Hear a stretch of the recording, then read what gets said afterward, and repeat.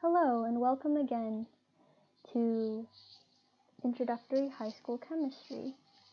I hope you're doing well, and today we are going to be doing some practice problems. A good opportunity to review most of what we've done, starting from gas laws. Alright, so if anyone has any specific questions that they want to address or be addressed, please leave the number or summarize the question in the comments and I will try to get to that. Okay, so if there are no initial requests, we will just be going down the list starting with gas laws, and we're also going to do some stuff with enthalpy, and we'll just see where we get. So for these first two questions, I kind of just filled them in because in my opinion, or in my experience, knowing the name of the law is not as important as knowing the relationship between the two things. So as long as you keep in mind the ideal gas law, which is basically a condensed version of all of these different kinds of relationships, and you know that pressure is inversely related to volume because they're on the same side of the equation, and that volume relates directly with temperature because they're on opposite sides of the equation, that is good enough, and it will help you with your problems. But please do check with your teacher just in case they want you to know the names of the laws specifically, and it'll also be helpful for the SAT and probably the AP as well if you know them. Alright, so with that sort of out of the way, let's take a look at this problem. Okay, a gas has an initial pressure of 1.445 atm and initial volume of 1.009 liters. What is its new pressure if volume is changed to 0.556 liters if temperature and amount are held constant? Well, isn't that just... Take a moment to think about it. Okay, so this seems to me like it's just a relationship between pressure and volume, and for that we have a law that we can relate these two. With temperature and amount held constant, those are the necessary conditions to use Boyle's law. We can sort of write it as a ratio and solve it that way. So let's try this on whiteboard, or in this case, Clucky Paint tool. Alright, so these two I'm just going to keep in the corner because we might use them later. Whoop. Okay, so let's write down some of the values that we got. So, by the way, all these problems are from the introductory chemistry textbook, which I can link below if that would be helpful. Yeah, they're at the end of every section, so if you need extra practice, feel free to use them.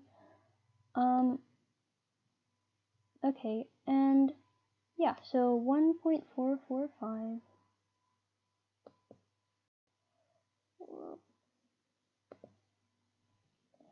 1.445 is the pressure.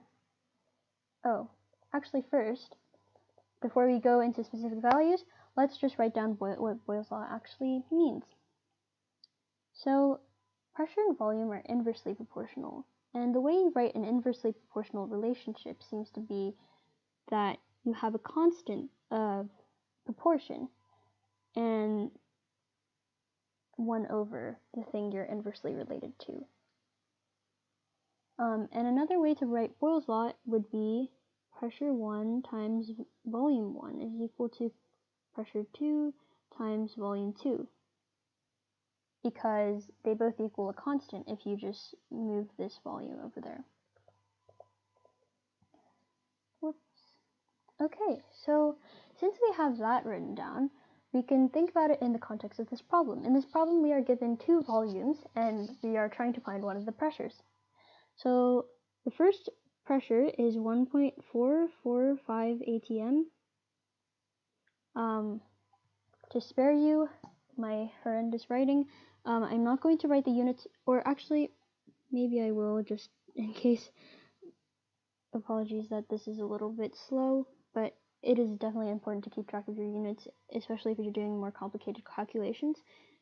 So 1.445 atm times, let's just write the volumes in pink, 1.009 liters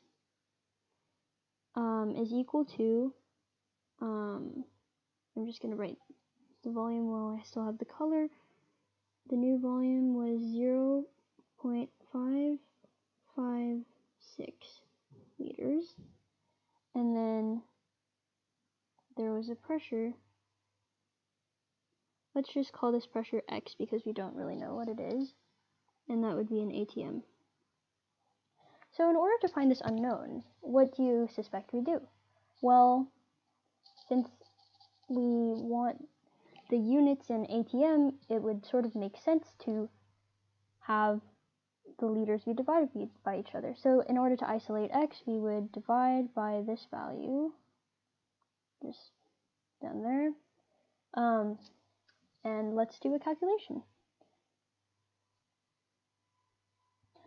So here I've attached a calculator, or made a tab of a calculator, because I think it's important to see how the calculations would be done if you were doing them on your own. So this one's relatively simple. That's the textbook, by the way. So you would get 1.445 times the initial volume in liters divided by the new volume to get the new pressure. Okay, so you get this value, and that would be in atm. And since you have, your smallest value has 3 sig figs, so you would keep 3 sig figs and you would get 2.62 atm as your answer.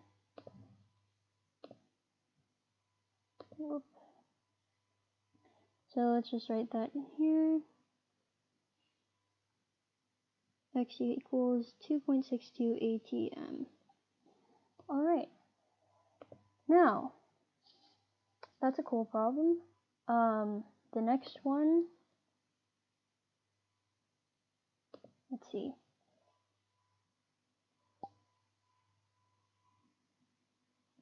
The next problem is also sort of about Charles' law, and I'll quickly just talk through the way to do this. So an initial volume of 685 milliliters and an initial temperature of 29 degrees Celsius. What is its new temperature if volume is changed to? Okay, well, this is a question where you really need to be careful for units, because 685 is in milliliters, and in our ideal gas equation, there are specific units that we want to use, and that unit happens to be liters. So make sure before you do your calculations that you convert 685 milliliters to liters, which would be 0.685, and also the units for temperature in the ideal gas equation is in Kelvin. So make sure you add 273.15 to 29 degrees Celsius, and then you can use Charles' law and sort of do the same type of calculation that we just did.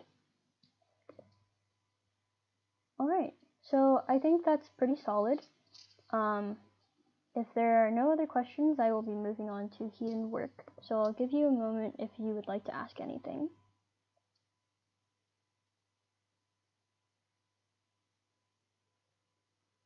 Alright, so let's move on to heat and work.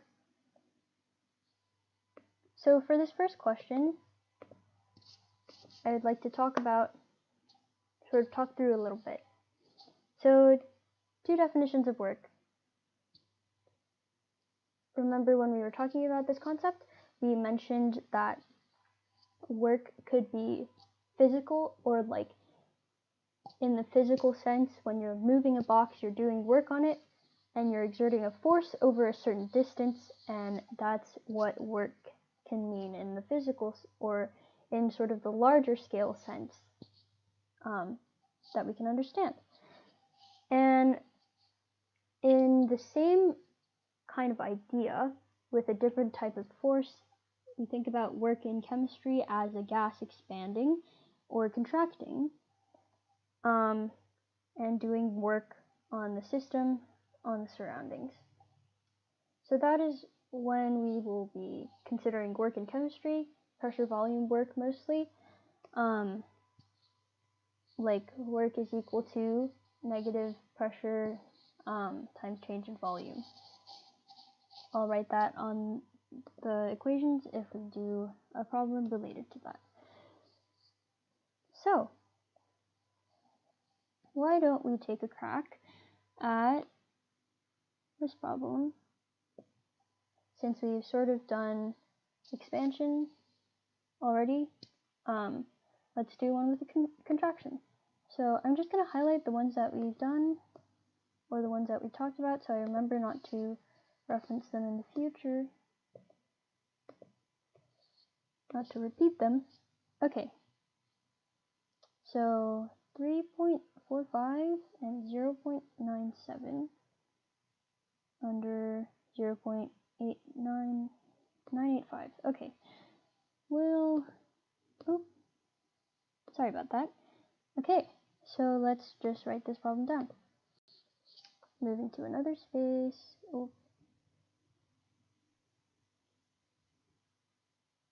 Alright, down here.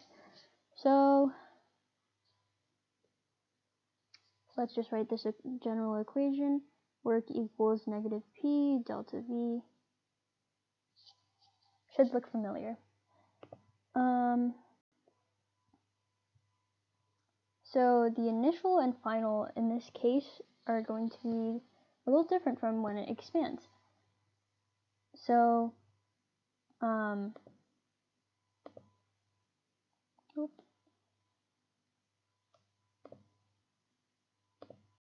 we have the initial volume as 3.45 liters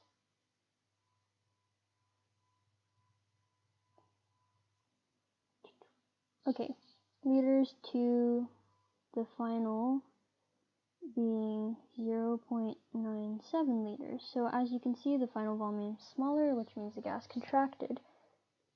And we're trying to figure out what amount of work was done. And what is the other thing we need to know? Pressure. So the pressure in this case, the external pressure, is 0.985.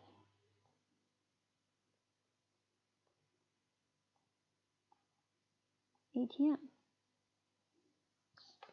So, we look at this equation, and then we write our new equation. So, we have all of the things that we need. So, 0.985 ATM, that is a terrible 5, is our pressure. And final minus initial, so 0.97 liters minus the initial, which is 3.45 liters. And you have that as a product. So let's just do that on the calculator. Alright, so we're going to start a new row here. Our pressure is,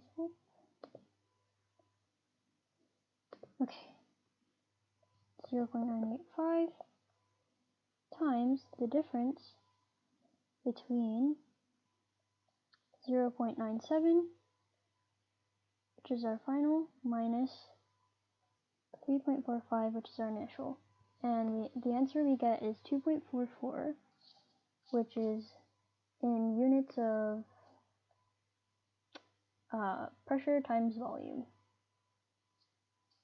So not exactly in joules, but we will find that constant. So there's a way to multiply that by a constant, and we can do that in just a moment. Okay. Alright, so that would be our answer right there. Oh, actually there will only be 2 sig figs because of... No, actually there would be 3. Sorry. When you're adding or subtracting, the sig figs line up with the last decimal place, and since when you subtract this you get sort of 3 numbers, because you get like 2 negative 2.5-ish or something, and yeah, so you could keep the sig fig over there because you end up having 3. Yeah, okay, so that is our answer, but it is not in a unit that we would like to use.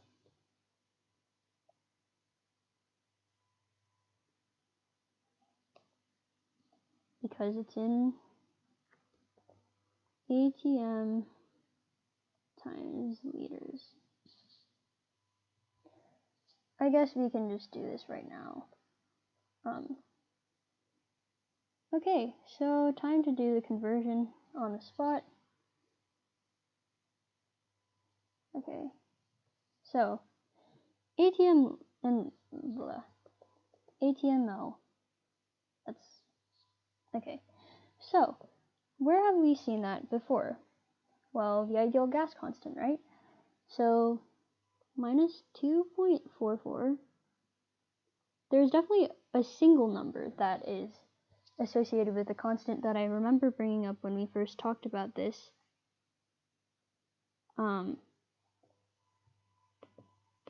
Yeah, but I'm not quite sure if that would be more useful than proving it right now.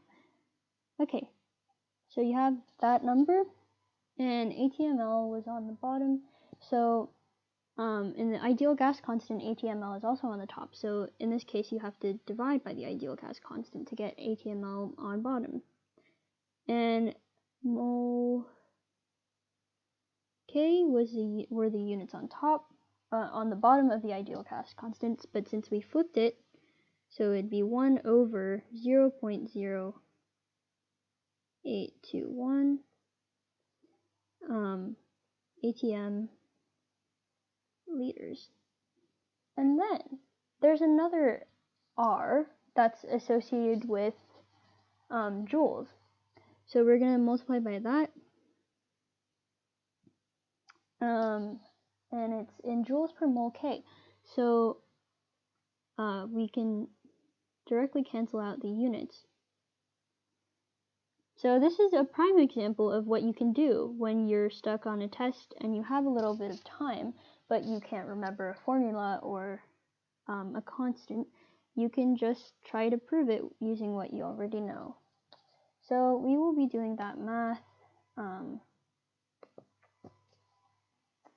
So let's just make a new column. Okay, and we're going to use that and multiply it, or I guess we can divide it since that's more convenient to do. 0.0821 times 8.31. Alright, and this is your answer in joules, and we will only be keeping 3 sig figs. Cool. And just to double check, we can search up the constant. So 8.31 divided by 0.821 is 101.21. Okay, And if we search up convert ATM times L to joules, that should give you a value. So the gas constant, okay, yes, so this gives you, 1 L ATM is 101.325. Well, okay, they have a sort of sig fig advantage because they used like 4 sig figs and like 7 over here, so that's probably a lot more accurate. So this number is the more accurate, precise, more accurate sort of measure. But if we see, like, these digits are pretty close as well. So just remember that if you want to prove it on the spot. Okay, so we will be doing another question then in our last 9 minutes. If anyone wants to say anything, yeah, just please put it in the comments. Okay, so I think,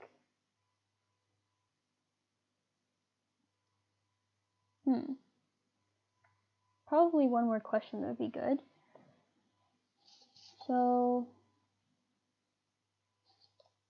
well, okay, so this question is essentially about writing, oh, sorry. Yep, you can't see that. Okay. Alright, so we have time for one more question. This question is essentially talking about writing a thermochemical equation, so we can kind of do that on the spot. So propane reacts with elemental oxygen to produce carbon dioxide and liquid water. Okay, so we see here that there are 3 carbons and CO2 has 1 carbon. So if we were to properly balance this equation, you would probably have 3 CO2s. Now this is not really accounting for the oxygens because in water there's only 1 oxygen and there's a chance that it could be odd. But from just looking at these things that we have already, let's just write something. So CO2 plus liquid water. Okay. So we see here that we have 3 C's. We can just put that there, and then H's, 8 H's. So here we also want to have 8 H's, so we will put a 4 in front of there. And here there are 2 oxygens in carbon dioxide and 1 oxygen in water. So you have a total of 4 oxygens here and 6 oxygens there. So there will be 10 oxygens and 5 O2s. 10 elemental oxygens, yeah.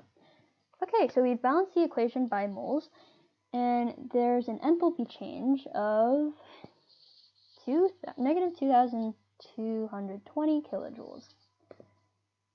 And it's negative, so it's being released.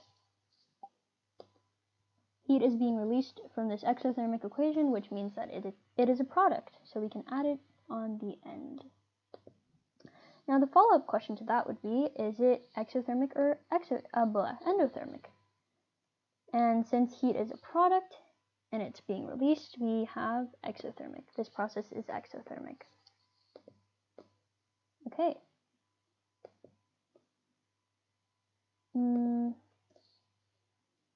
This is kind of a blinding color, so I think I'm not going to do that.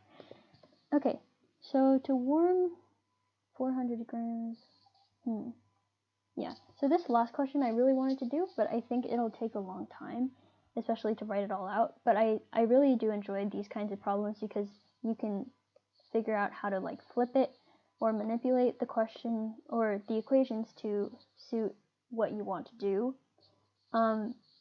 These questions come up sometimes on tests, but they're sometimes a little bit more time consuming, so yeah, just keep a lookout for that.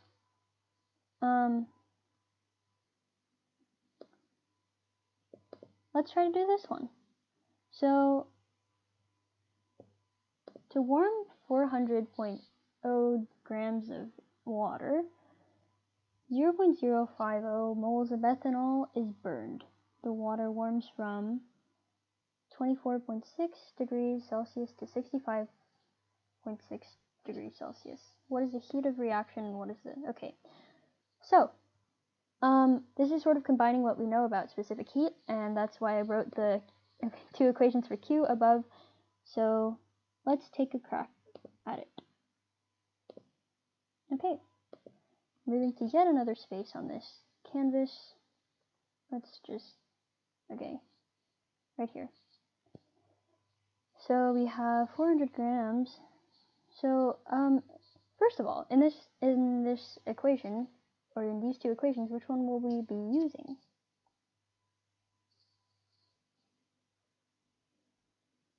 Since we have a change in temperature and a mass given to us, it should be a little bit apparent that we should be using this one. So let's just write out this equation using what we know, because we are looking indeed for the heat that is released in this process, or released or consumed in this process.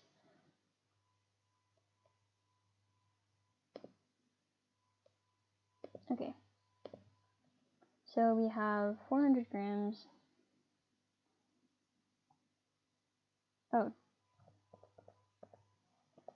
400 grams of ethanol, or H2O, sorry. So that is the correct number that we're using. Just to make sure. Sometimes these questions can get kind of confusing because you have multiple things and multiple masses, like the mass of the fuel and also the mass of the water. But in this case, we are looking for the mass of the water.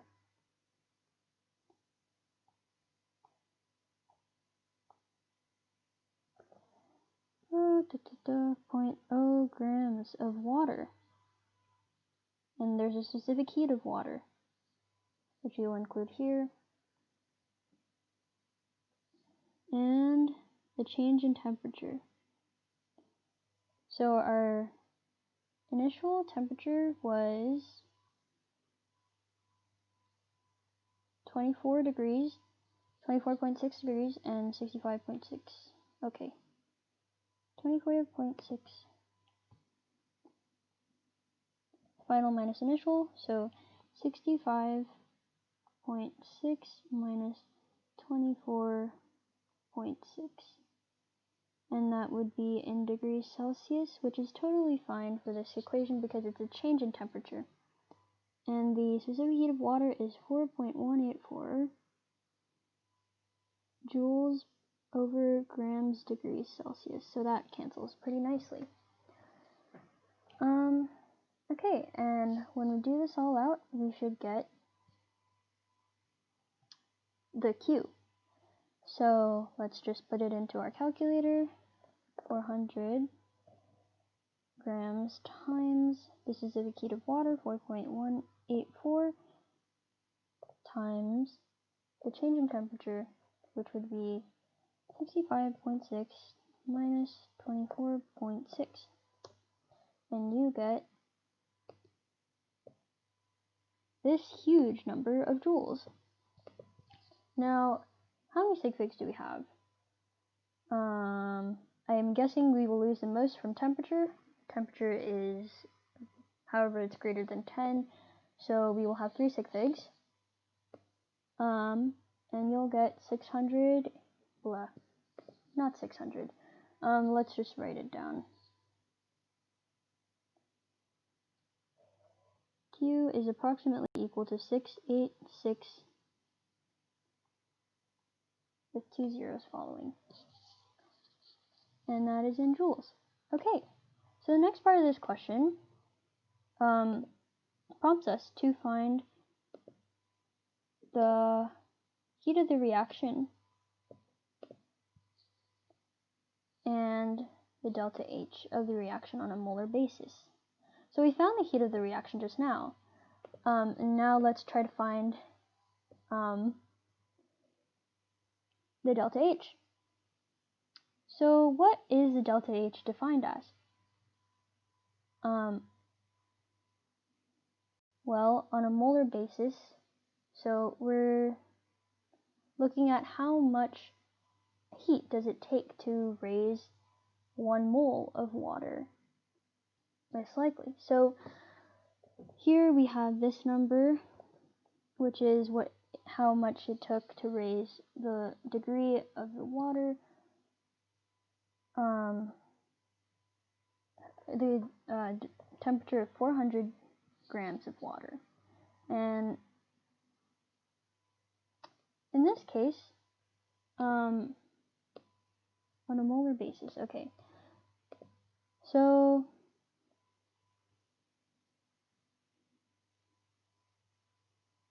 I'm assuming it would make the most sense to me that it would be talking about the water, but maybe also the ethanol.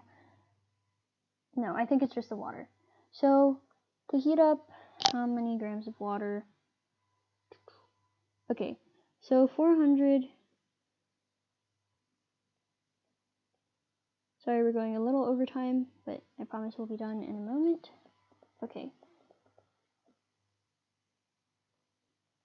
Let's just use a different color. We can write a ratio. So 400.0 grams of water divided by 6,600 joules, or per, I guess, times, so we're trying to get this in moles, right? So 1 mole of water would be 18.02 grams. Now usually you'd be more specific writing about the water. Here I'm just going to write moles, and now you're getting the amount of energy per mole. So if we do this calculation on this calculator again, 400 grams per, in this case to make it easier, 6,600 times the molar mass of water, which would be 18.02. Whoops. And you get this number. Wow, that's really small.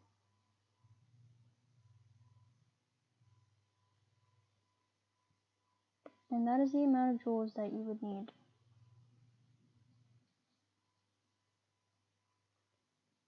Oh, actually, that's the number of moles per joule.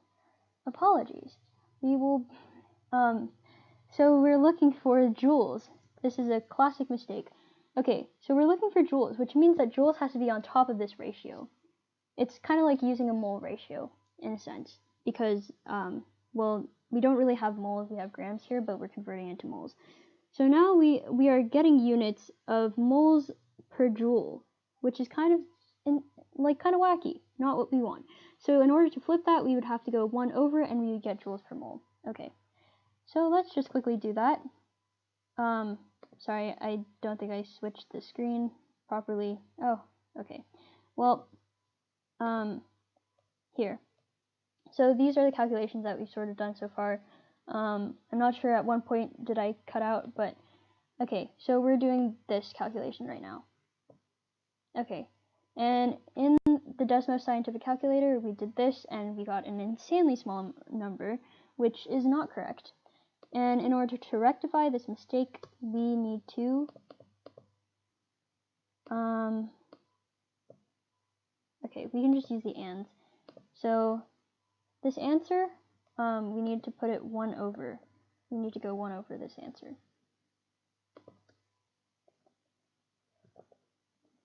Alright, and that gives you a much more reasonable value in terms of joules.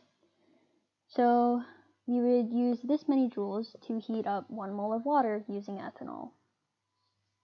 Alright, so I hope that you learned something from this, if anything, and I wish you all well. Please continue to be safe, and Thank you so much for watching. See you next time.